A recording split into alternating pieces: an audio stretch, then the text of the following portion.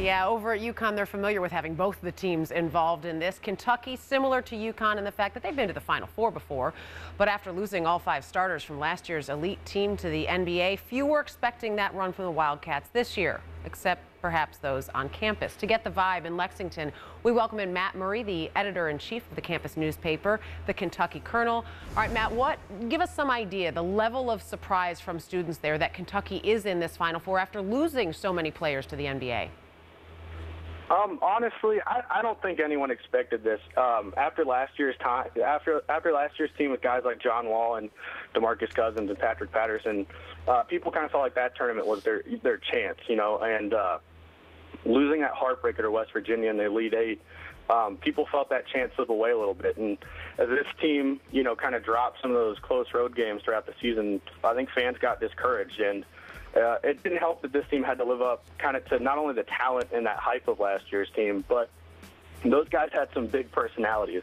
And I just think fans had trouble kind of connecting with this team for a while. And all of a sudden, guys like Josh Harrelson, you know, who played 90 minutes last year tops, kind of steps up and becomes a leader and takes on that nickname Jorts and becomes that personality and kind of becomes a leader. And, you know, I just think people were expecting maybe a Sweet 16 at best. And I can tell you fans aren't taking it for granted that they're playing in this last weekend of the year. And what's it like on campus right now? I don't know if you were with the team when they won or if you were there on campus, but take us through what it's been like since finding out or since winning to get into the Final Four and where you are now.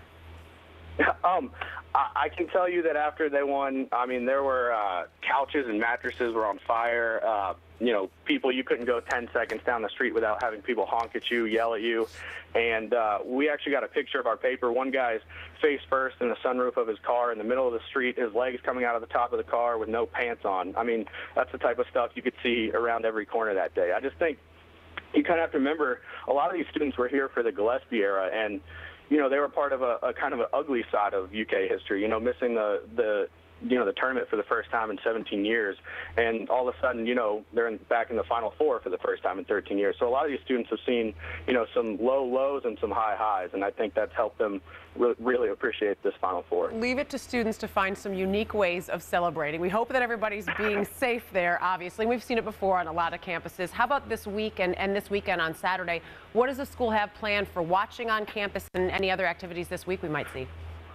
I think it's hard to peg down any one thing just because, you know, UK is such a big school, but I know a handful of bars and, you know, restaurants were at capacity more than an hour before that game against North Carolina Sunday, and I would say that you can expect more of that this weekend. And, you know, there are pictures all over campus of people at what's known as Celebration Corner here, and these pictures are from when they won the championship in 1998, and there's thousands of people at that corner on campus. And I think students have wondered, you know, kind of what it would be like to be a part of that. And so I know that's in the back of their minds, but they have to get through, you know, 2 more games before they can worry about that. Yeah, having gone through the Final Four experience at a big school, it is certainly unique and incredible. Matt, thanks for giving us the pulse check there in Lexington. Thanks for having me, Dana. Sure thing. We've got a lot more coming up.